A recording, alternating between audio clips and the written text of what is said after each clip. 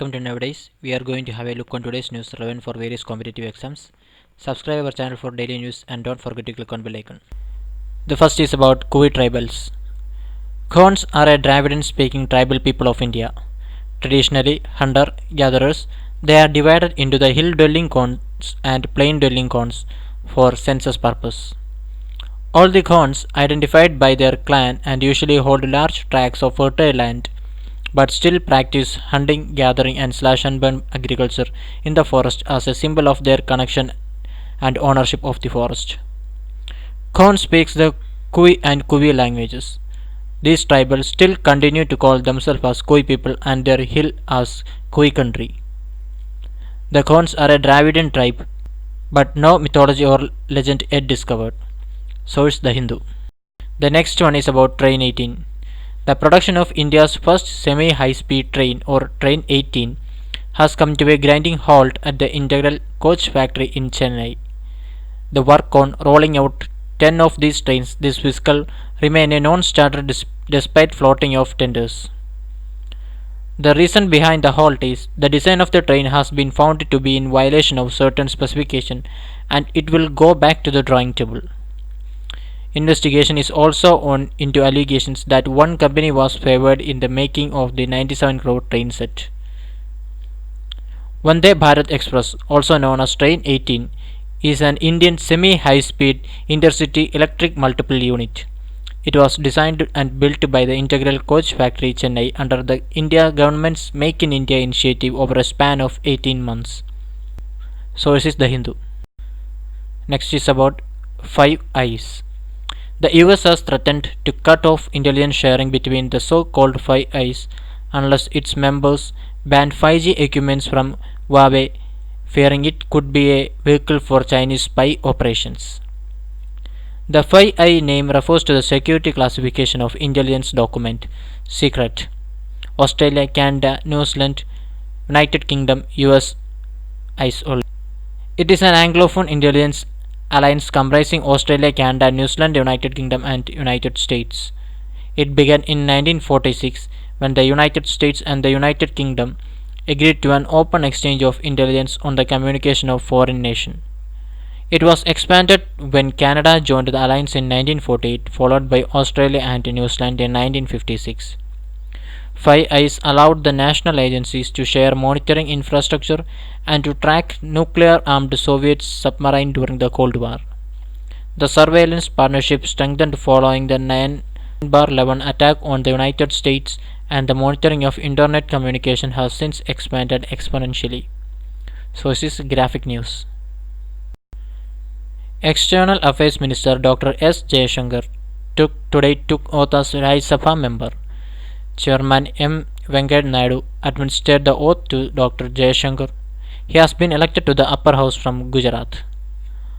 Article 80 of the Constitution lays down the maximum strength of Rajya Sabha as 250, out of which 12 members are nominated by the President and 238 are representative of the states and of the two union territories. The present strength of Rajya Sabha is 245, out of which 233 are representative of the state and union territories of Delhi and Puducherry, and 12 are nominated by President. The members nominated by the President are persons having special knowledge or practical experience in respect of such matters as literature, science, art and social service. Article 84 of the Constitution lays down the qualification for membership of Parliament. A person to be qualified for the membership of Rajya Sabha should possess the following qualification. He must be a citizen of India and make and subscribe before some person authorized in that behalf by the Election Commission an oath or affirmation according to the form set out of the purpose in the third schedule to the Constitution. He must not be less than 30 years of age. He must possess such other qualification as may be prescribed in that behalf by or under any law made by Parliament. Sources All India Radio. The next is about short duration discussion. Last week, Rajya Sabha took up the short duration discussion on the need for electoral reforms. The short duration discussion is a procedural device to enable members to raise discussion on matters of urgent public importance without a formal motion on a matter of urgent public importance. Notice to raise a short duration discussion is to be given in writing addressed to the Secretary General specifying clearly and precisely the matter to be raised. The notice is required to be accompanied by an explanatory note stating reason for raising the discussion and supported by signatures of at least two other members. The chairman decides the admissibility of the notice. The chairman may refuse to admit the notice. The chairman may allow such time not exceeding 2.5 hours for holding such discussion. Source is All India Radio. Next news is about rainwater harvesting cell. Union Housing and Urban Affairs Ministry has released its guidelines for urban water conservation. The guidelines have been issued as a part of the first phase of Jal Shakti Abhiyan, which began on the 1st of this month and will continue till 15th of the September this year. All urban local bodies across the country have been asked to set up a cell for monitoring of rainwater harvesting and revival of at least one water body in their area. The cell should monitor the extent of groundwater extraction and groundwater aquifer recharge. This information should be displayed at prominent location for public awareness. Sources All India Radio. The last one is about Prakash Purap. The Shiromani Akali Dal delegation invited Prime Minister Narendra Modi to attend a function to mark the 550th Prakash Purab of Guru Nanak Dev on November 12th at Sultanpur Lodi in Punjab.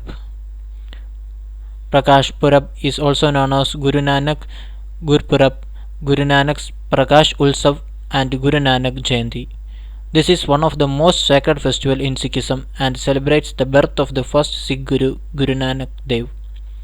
The Sikhs have been celebrating Guru Nanak's Gurpurab on the full moon day of the lunar month Kartik, which falls around November. Source is The Hindu. Thanks for watching. The PDF of detailed news is given in description. Subscribe our channel for daily news and don't forget to hit the bell icon. See you tomorrow.